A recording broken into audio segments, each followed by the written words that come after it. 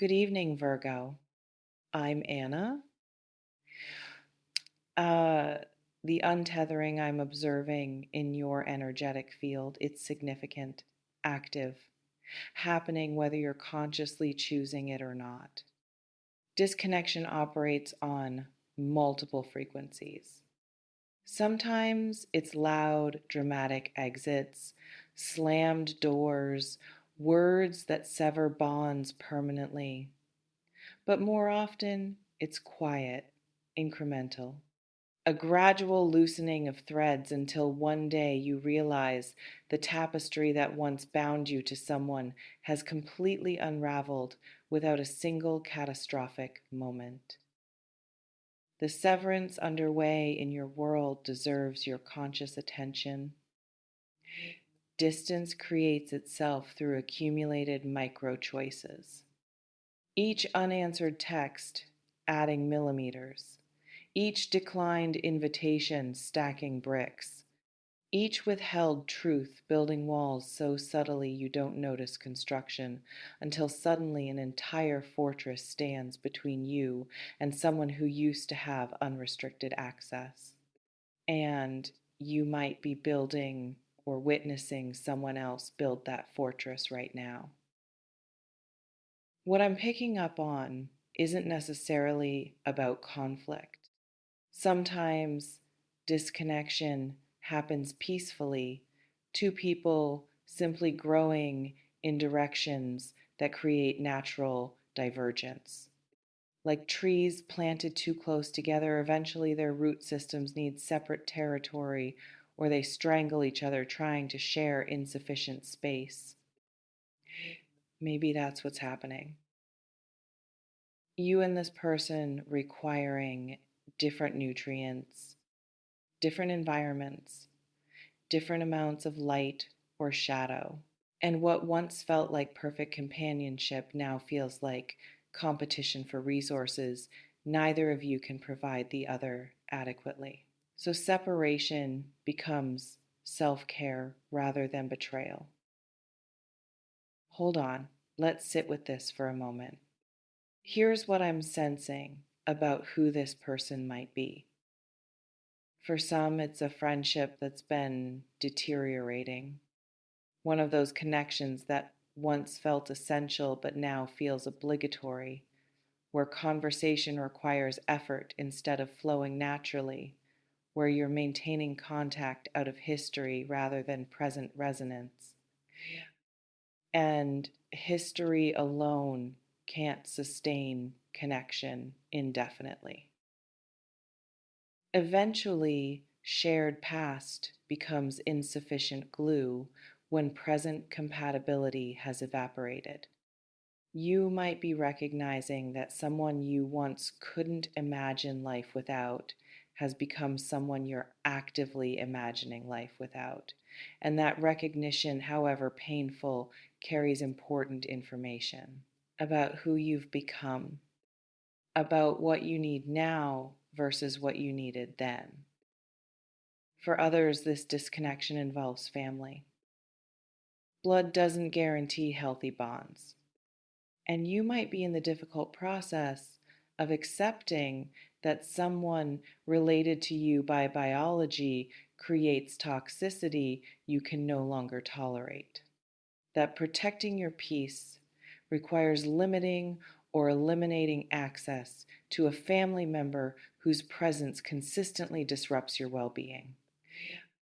That's incredibly hard because we're conditioned to believe family connections are sacred, permanent, non negotiable. But sometimes the healthiest thing you can do is create distance from people whose dysfunction threatens your functionality, even when, especially when they're family. And if that's where you are, you're not wrong. You're not cruel, you're protecting yourself. Who in your life have you been slowly pulling away from without fully acknowledging it?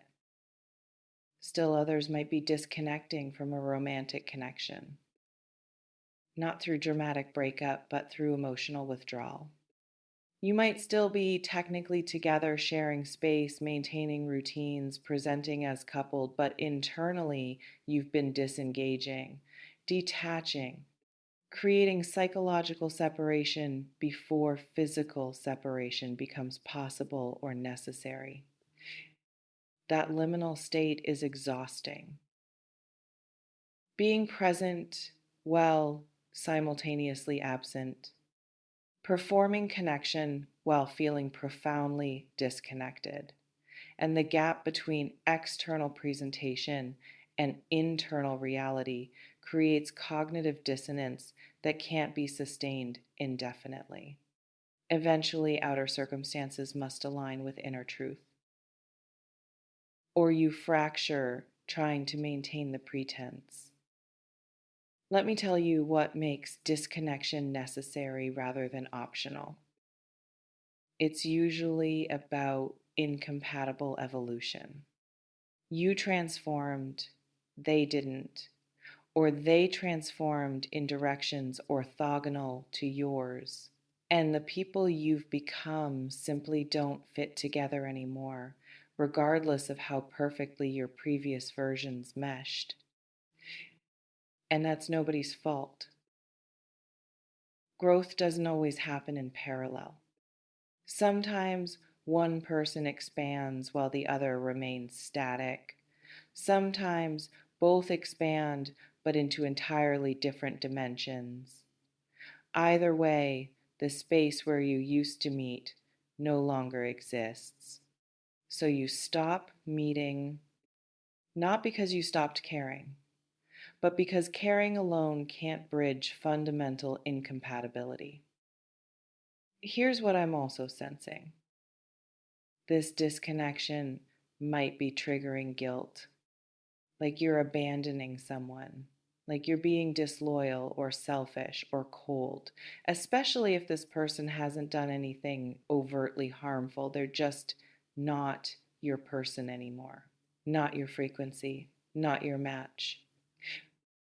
But outgrowing people isn't a crime. It's a natural consequence of becoming more fully yourself. And if being yourself authentically means certain relationships can't continue, that's information about the relationship's sustainability, not evidence of your moral failure. You're allowed to prioritize alignment over loyalty to outdated connections. What would change if you released the guilt around this disconnection? Let's talk about the mechanics of healthy disconnection. It doesn't require drama, doesn't need explanatory speeches or formal breakup conversations. Sometimes the kindest disconnection is gradual, natural fading rather than abrupt cutting, where both parties intuitively understand the bond is dissolving and mutually participate in gentle release. That's maturity. Recognizing when something's complete without forcing closure rituals that might create more harm than healing. Not every ending requires explicit acknowledgement. Some endings honor themselves best through quiet withdrawal. Is this one of those? Or does this situation require direct conversation? Here's what I'm picking up about timing. The disconnection might be accelerating now. What's been slow drift could be becoming rapid separation. Something recent, a conversation, an incident, a realization might have catalyzed shift from gradual to sudden. From maybe we're growing apart to we've definitely grown apart, and pretending otherwise serves no one. And when that clarity hits, continuing to force connection becomes masochistic. For both parties, you're not doing anyone favors by maintaining relationships past their expiration date. You're just prolonging inevitable pain while preventing both people from redirecting energy toward connections that actually nourish. So, if acceleration is happening, trust it. Don't fight natural endings. What I'm also sensing, this person might be feeling the disconnection too, might be experiencing the same withdrawal symptoms, the same recognition that things aren't what they were, and they might be waiting for you to initiate the conversation neither of you wants to have, but both of you know is necessary. Or they might be oblivious, continuing to engage as though nothing's changed while you're internally checked out. That asymmetry creates its own complications because eventually your withdrawal becomes obvious and they'll demand explanation for distance they didn't see coming. Being honest earlier prevents messier confrontation later. How much does this person understand about the disconnection happening? Let me address something about what disconnection makes possible. It creates space. Energetic bandwidth currently consumed by maintaining incompatible connection gets freed up, and that freed energy can redirect toward relationships that actually align with who you're becoming, toward people who meet you at your current level instead of anchoring you to outdated versions. You can't welcome new while clinging to old. Physics of connection requires release before reception. So, disconnecting from this person, however painful might be, exactly what creates room for people meant for your next chapter to enter. Trust the ecology of relationships. Something leaving makes space for something arriving. Here's what might happen once disconnection completes. Initially, absence, void where this person used to be. That void might feel uncomfortable, hollow, like you made a mistake. But voids are temporary. They're transition states between what was and what will be. If you can tolerate the void without rushing to fill it inappropriately, something organic will eventually grow there. New friendships, deeper self relationship, creative projects, opportunities that couldn't manifest while your energy was tied up, maintaining connections that no longer served you. The void is gestation, not abandonment. Let's talk about what you might be grieving. Even necessary disconnections involve loss. You're losing who this person was to you, even if who they are now doesn't fit. You're losing the future you imagined, including them. You're losing the comfort of familiarity, even if that familiarity had become uncomfortable. Grief is appropriate. You can simultaneously know disconnection is correct and feel sad about it. Both truths coexist. Don't let grief convince you to reverse course. Let it move through you while you continue moving forward. Grief is the price of growth. Pay it willingly. As I'm closing this reading, I want you to understand something. The information you needed right now is permission. Permission to acknowledge what you've been sensing. Permission to honor disconnection instead of fighting it. Permission to let relationships end when they've completed their purpose in your life. Not every connection is meant to be permanent. Some people enter to teach specific lessons, then exit once those lessons are learned. Some relationships exist to support particular phases, then naturally dissolve when new phases begin. And recognizing when a connection has fulfilled its contract allows you to release it with gratitude rather than clutching it with desperation. So if you're disconnecting from someone, know it's okay.